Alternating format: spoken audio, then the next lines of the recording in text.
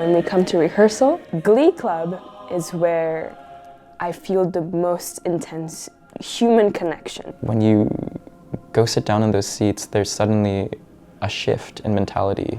You're a part of the Glee Club now. For something like the Glee Club, I think a lot of the people are really close to each other, and that's kind of what makes it special. Every time I walk into the rehearsal room, it's also become a really welcome time to be social and connect with friends that now I've known for nearly 4 years. And I was in the Glee Club for all 4 years of undergrad, and I'm so lucky to still be singing with the Glee Club and Chamber Choir as a graduate student. So this is kind of like my 8th year in the Glee Club and the choirs at Princeton. For me, it's not about the concerts. It's about the rehearsal and all the work that goes into it. I think my favorite thing is to see the degree of musicality that comes out over time, because I think it's there's something so special when you just get to that magical moment with a piece where you're oh sh.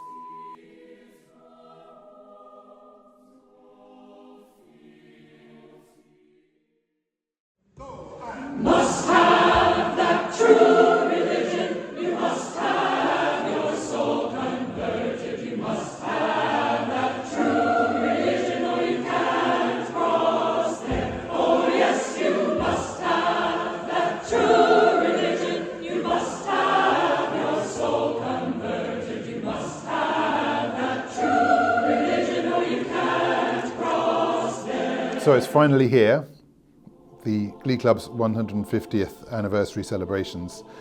We've been thinking about this for a good many years now, and it doesn't quite feel real that we're about to have 350 past and present members of the Glee Club in Richardson and rehearsing in Richardson and filling up Woolworth with stories and laughter and rehearsal as well. Jillian is the one who brought us here for the Glee Club reunion. I saw the email and I texted my posse and said, we absolutely cannot miss this because this is once in a lifetime. This one was going to go to a conference on liver research. I flew out to California to convince her to come here for this, and it worked. And we're hoping that Gabriel keeps up his promise that he made last night of having more of these events. And Jillian's going to drag us to more. Otherwise, the next one is going to be when we are 102. And let me be clear, we will be here for that, but it's going to be difficult.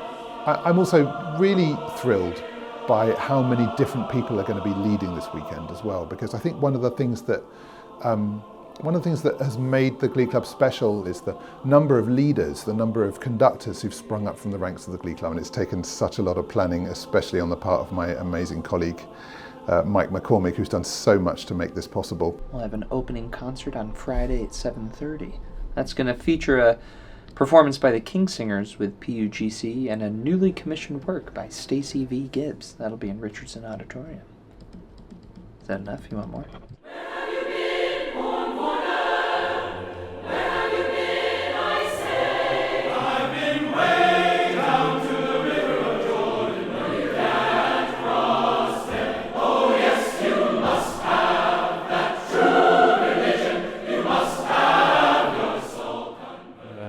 To Florence and sung in the Duomo. We went to Rome and sung in St. Peter's.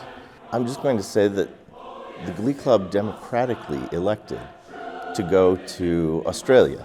We got to stay in a temple in Kyoto. We actually spontaneously stood on the Ponte Vecchio and did a little concert for an hour without Trigo because we wanted to earn some money to get him a gift. Because the next day or something, it was his birthday.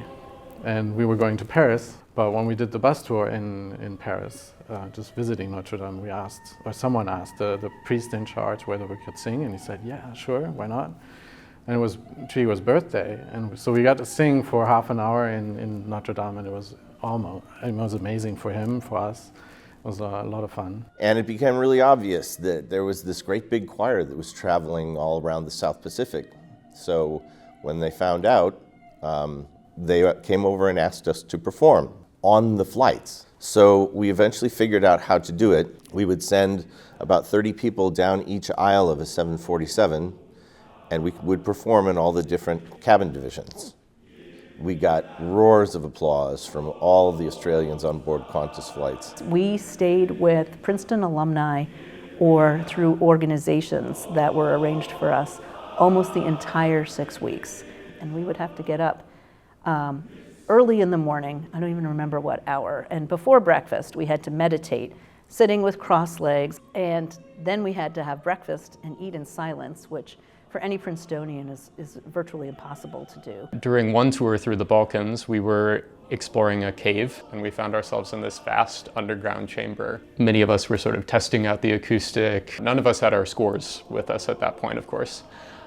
But Gabriel gathered us all together for this double choir piece that we had been rehearsing for one of our concerts called Fair is the Heaven. And I remember people sort of stopping curiously when we started to sing, but it felt as though it were written specifically for this space.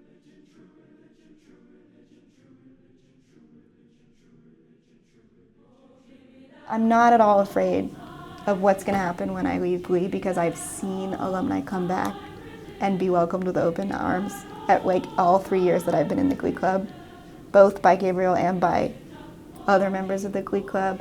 And I'm talking alums who graduated 1 or 2 years ago, and alums who graduated 10 years ago, and alums who graduated 20 years ago and come back for reunions. They're really still part of the community, and it's awesome. And I know that I'm not going to be letting go when I graduate, and that's hugely comforting. When you lead a choral program like this, what you really want is to feel like the students you've worked with have felt nourished enough to want to keep singing in their lives forever. That this experience of beauty is one that they will want to maintain year after year after year, and that it will add value and beauty to their life. And so to see that made manifest through a weekend like this is very special, and that's what I'm looking forward to most. I love Glee.